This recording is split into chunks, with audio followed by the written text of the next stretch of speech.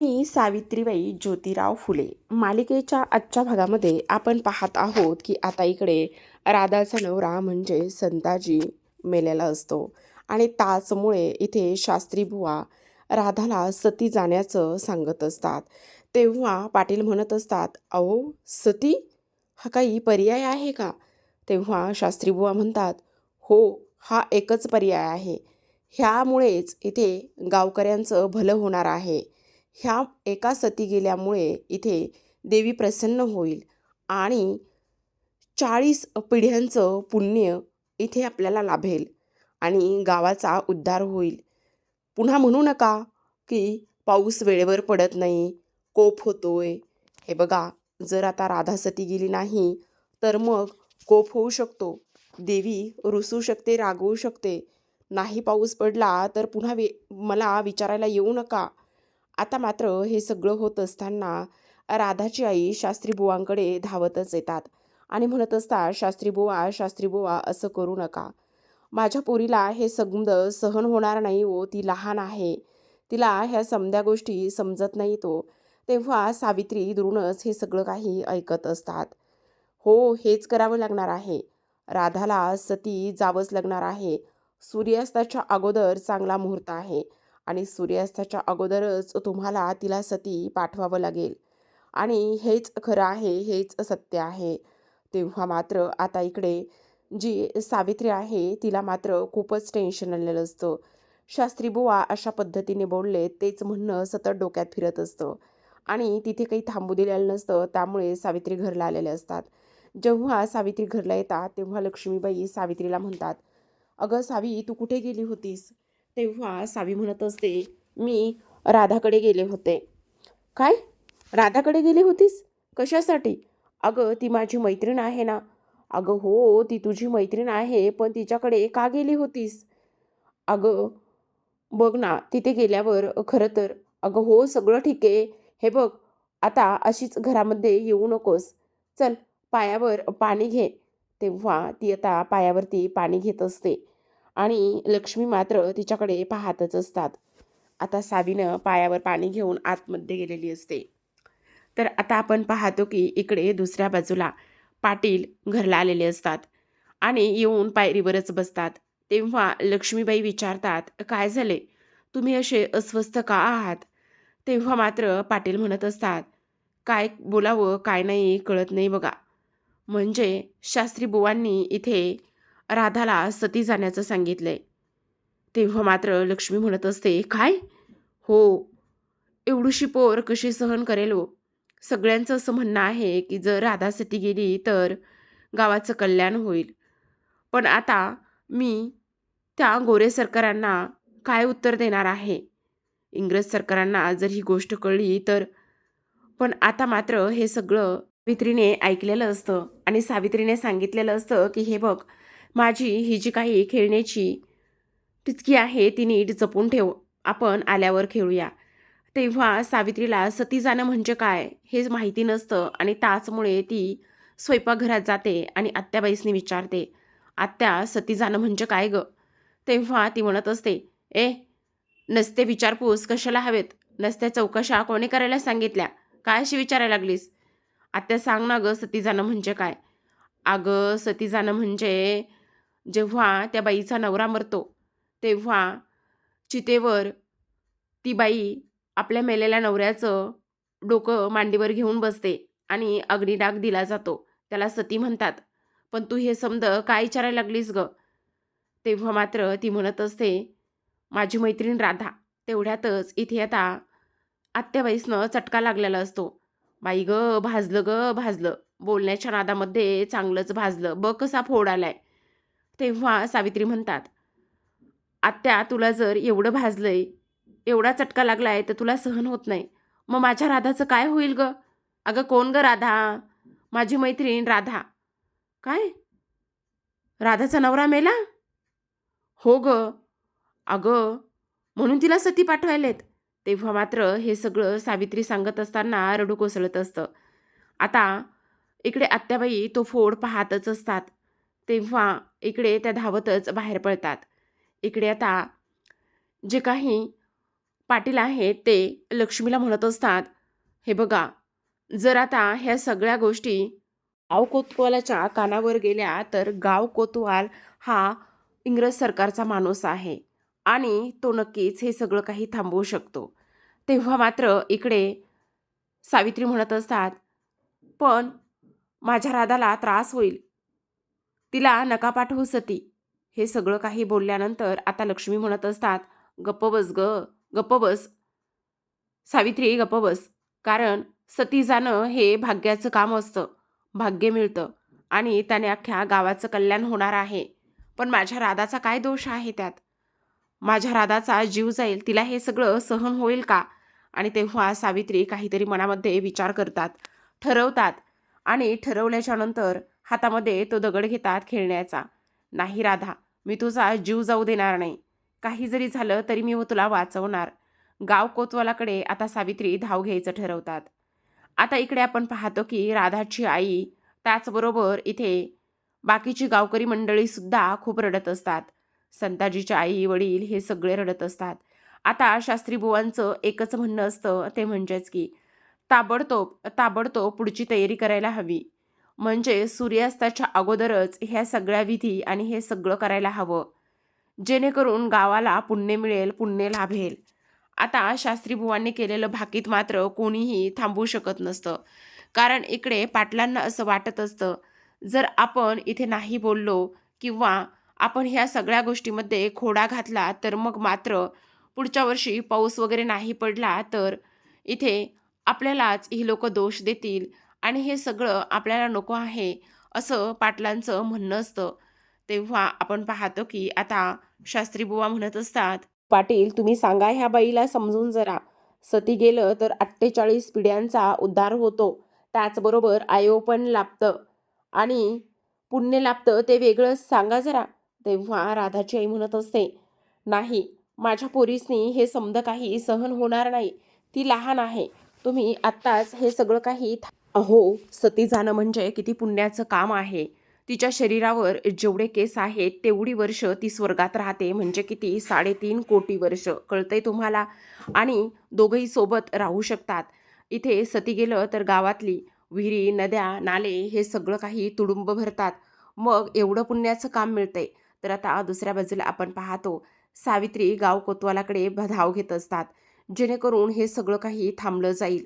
काही जरी झालं तरी सुद्धा इकडे हे सगळं व्हायलाच पाहिजे, असा सगळेजण विचार करतात. पाटील म्हणत असतात, "अहो शास्त्री बुवा."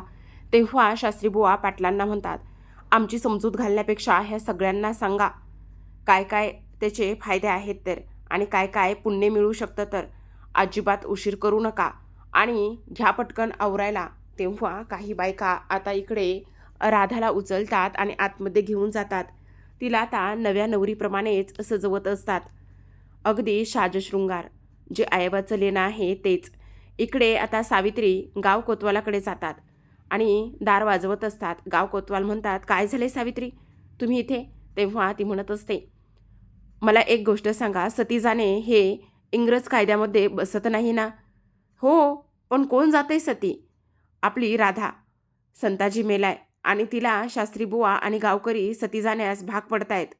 "तिला सती नाही जायचं." "काय? तिला सती जायचं नाहीये? मग मला तर आता इंग्रज सरकार फासावरच चढवणार." "पण आता कोण देतंय सती?" बंटू शास्त्री देताय तो." "अरे बापरे! मग तर आता माझं ते ऐकणार नाही येतं. पण फौजदार मात्र नक्कीच ऐकल आणि फौजदाराचं शास्त्रीबुवा नक्कीच ऐकतील." तेव्हा मात्र आता सावित्रीसमोर पुन्हा एक नवीन प्रश्न सुरू झालेला असतो. आता इकडे राधाची आई धावत शास्त्रीबुवाकडे येतात आणि म्हणत असतात, "थांबवावं, हे सगळं काही थांबवा. माझ्या पोरीला हे समद काही सहन होणार नाही, थांबवा." लेकरू आता 6 महिन्यापूर्वीच सासरी गेले व तिला सुखदुःखाची काहीच जाणीव नाहीये. तेव्हा पाटील म्हणत असतात, "हो, असं काय करताय शास्त्री बुवा? तुमच्या पोथ्या पुराणामध्ये काहीतरी उपाय, काहीतरी मार्ग असेल ना, बघा ना जरा." "अहो, मला काही हौस आहे का त्या पोरीचा जीव घ्यायची? मला काही हौस नाहीये. उद्या जर ही पोरगी सती नाही गेली, तर उद्या हीच लोकं, तिच्या सासरची लोकं, त्या पोराचे आई-वडील तेच त्या पोरीला बोल लावतील, तेच त्या पोरीला दोष देतील, म्हणतील, हिचा पायगुणच असा होता, ही अपशकुनी आहे, ही अशी आहे, ही तशी आहे आणि हिने आमचा पोरगा गिळला." मग मला सांगा, ते सगळं तुम्ही सहन करणार आहात का? तर आता आपण पाहतो दुसऱ्या बाजूला सावित्री मात्र धावतच असतात. कारण त्यांना काही जरी झालं तरी आपली मैत्रीण इथे राधाला वाचवायचं असतं. हे बघा, उगाचच घटिका भरायची वाट बघू नका. सूर्यास्ताच्या आधी हे सगळं करायला हवं. नाही तिथे तुम्ही बोल लावायला बघू नका. तेव्हा पाटील म्हणत असतात, नाही पण ते म्हणजे जरा. तर आता समोरून आपण पाहतो की दरवाजा उघडलेला असतो आणि बायकांनी इथे राधाला छान तयार करून आणलेलं असतं. पूर्ण कपाळावर आता कुंकू भरलेलं असतं. नवीन वस्त्र, दागिने हे सगळं काही तिला घालायला दिलेलं असतं. तिची आई मात्र फारच रडत असते. लेकीला असं नजरेसमोरच आणि डोळ्यासमोरच अग्निदिव्यात बसवणं हे काही कोणत्याही आईसाठी चांगलं नसतं किंवा अगदीच सोपं नसतं. राधा रडत असते. गळ्यात भरपूर दागिने असतात. हातामध्ये सूप असतं, त्यावर सुद्धा साडी आणि दागिने असतात. आणि आता राधा त्या सरणाकडे निघालेली असते. आता जे राधाच्या हातामध्ये दागिने असतात, त्या दागिन्यांचं मात्र इथे शास्त्री बुवांचं घर भरणारं असतं. आता राधाला तिथे आणून बसवलं जातं. इकडे मात्र सावित्री आता फौजदारांकडे धाव घेतात. त्या गावाकडे म्हणजे घरीच त्यांच्या वाड्यावर धाव घेतात आणि त्यांच्याकडे काम करणारा माधवा त्याला भेटतात आणि म्हणत असतात, गाडी काढा, लवकर गाडी काढा. अहो पण काय झालंय ते तरी सांगा.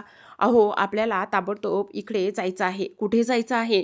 तुम्ही गाडी तर काढा हो, आपल्याला जायचंय. अहो पण मालकासनी विचारायला नको.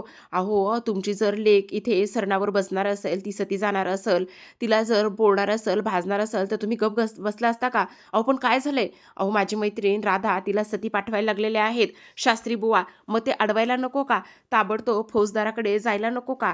तेव्हा आता लगेच इकडे माधवाने सुद्धा हे सगळं ऐकलेलं असतं आणि तयार झालेलं असतात. दुसऱ्या बाजूला आपण पाहतो की इकडे आता पाणी किंवा जे काही दुधाचा ग्लास आहे तो इथे राधासमोर आणण्यात येतो. राधा मात्र अगदी शहाण्या बाळासारखं एका मोठ्या स्त्रीसारखंच ते पाणी पित असते. पाणी पिल्यानंतर आता तिच्या हातून जो काही ग्लास आहे तो खाली जमिनीवर पडतो. सुरुवातीला तर राधाला फार चक्कर येत असते. आता जी पूर्वी जे काही वाजंत्री असायचे त्या पद्धतीने जे वाद्य आहे ते इथे सुरू असतं. आता शास्त्रीबुवा तर टपूनच बसलेले असतात. शास्त्रीबुवांना फक्त आणि फक्त इथे ते सोने आणि त्याचबरोबर त्या सगळ्या गोष्टीवर डोळा असतो. आता इकडे आपण पाहतो की दुसऱ्या बाजूला सावित्रीबाईंनी अगदीच पळ ठोकलेला असतो. तो म्हणजेच की गाडीमध्ये बसून ताबडतोबच त्या निघालेल्या असतात. तर आता दुसऱ्या बाजूला इकडे जो काही संताजी आहे त्याला लोकांनी व्यवस्थित सरणावर चढवलेलं असतं आणि वाजत गाजतच ह्या सगळ्या काही गोष्टी इथे होत असतात. तर आता इकडे दुसऱ्या बाजूला जे गाडीचं चाक आहे ते मात्र एका खड्ड्यामध्येच पडतं आणि खड्ड्यामध्ये पडल्यानंतर आता पुढे कसं जायचं हा प्रश्न असतो. आणि तेव्हा सावित्री म्हणतात, झाले कधी होणार आहे हे सगळं काही, कधी नीट होणार आहे. म्हणूनच सावित्री कांगावा करत असतात. जीव कासावीस झालेला असतो आणि तेव्हाच आता ते टायर किंवा ते चाक जे आहे ते खड्ड्यात रुतलेलं असतं. काढण्यासाठी प्रयत्न करत असतात. पण आता माधवा म्हणत असतो, हे बघा मालकीनबाई, आता तर हे शक्य नाही. दुसरी गाडी आणूनच हे चाक काढावं लागेल. पण सावित्री मात्र तेवढी वाट बघू शकत नसतात. आजूबाजूला पाहतात. इकडे आता राधाची आई आरडाओरडा कांगावा करत असते. "अगं राधे थांब गं, अगं राधे थांब गं" म्हणूनच रडत असतात.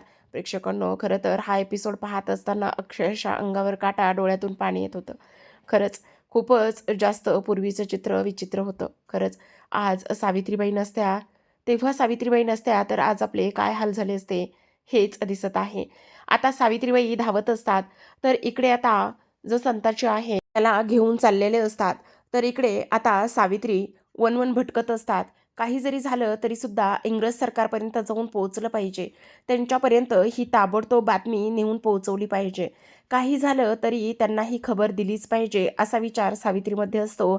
आणि ही जी काही माझी राधा आज सती जात आहे, तिला सती पाठवत आहेत, ते थांबलं पाहिजे म्हणूनच सावित्रीचा हा सगळा काही इथे उठाठेव सुरू असतो. तर आता आपण पाहतो की वेशीच्या बाहेर इकडे घेऊन चाललेले असतात. आता शेवटी खूप जास्त प्रयत्न करून सावित्री इंग्रजांच्या दारापर्यंत जाऊन पोहोचलेल्या असतात.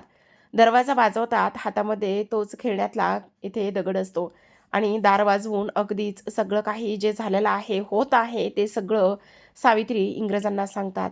आणि तेव्हा मात्र इंग्रज आता मदत करायला तयार असतात. हे होऊ नये असा त्यांचा इथे म्हणणं असतं. तर आत्ता आपण दुसऱ्या बाजूला पाहतो की इकडे त्या ठिकाणी येऊन पोहोचलेले असतात, ज्या ठिकाणी इथे संताजीला अग्निडाग द्यायचा असतो. आत्ता मात्र इकडे शास्त्री बुवा म्हणत असतात, आता राधाला हे भाग्य मिळतंय. राधा किती मोठं पुण्याचं काम करते. सती जाणं म्हणजे हे किती चांगलं आहे, असं सांगण्यात येतं. तेवढ्यातच एक माणूस येतो, राधाच्या कानात हळूच काहीतरी बोलतो. तेव्हा राधा जे तिच्या हातामध्ये असलेले दागदागिने ते सगळे काही तिथे असलेल्या सगळ्या शास्त्रांच्या हातामध्ये देत असते. सुरुवातीला तर ह्या शास्त्री बुवांच्या हातामध्ये देते. शास्त्री बुवा खूपच लालची. ते दागिने घेतात आणि त्या दागिन्याकडे पाहतच असतात. एक जीव तर गेलाय, पण दुसऱ्या जीवाला सुद्धा जिवंत मारणारे हे शास्त्री बुवा खरंच ना. आता सगळं काही जे सोनं आहे, ते एक-एक करून सगळं सोनं आता इथे राधाने वाटलेलं असतं. तेव्हा शास्त्री बुवा म्हणत असतात, "वाट कसली बघताय रे? वाट बघू नका. चढवा ताबडतोब आता राधाला चितेवरती चढवा. सूर्यास्ताच्या अगोदर हे सगळं काही कार्य व्हायला हवं, सगळे विधी व्हायला हवेत." तेव्हा मात्र राधाला खूप जास्त त्रास होत असतो. राधा तिथूनच धावत पळून जाण्याचा प्रयत्न करत असते. "नाही, मला मरायचं नाहीये, नाही, मला मरायचं नाहीये," असं राधा म्हणत असते. तेव्हा शास्त्री बुवा चिडतात आणि म्हणत असतात, "ए पकडा रे, पकडा, पकडा तिला पकडा. पळू देऊ नका. पकडा ताबडतोब आणि त्या चितेवर चढवा."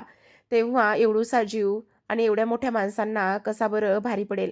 आता ती माणसं राधाला पकडतात आणि त्या चितेवर चढण्यासाठी तिला मदत करतात.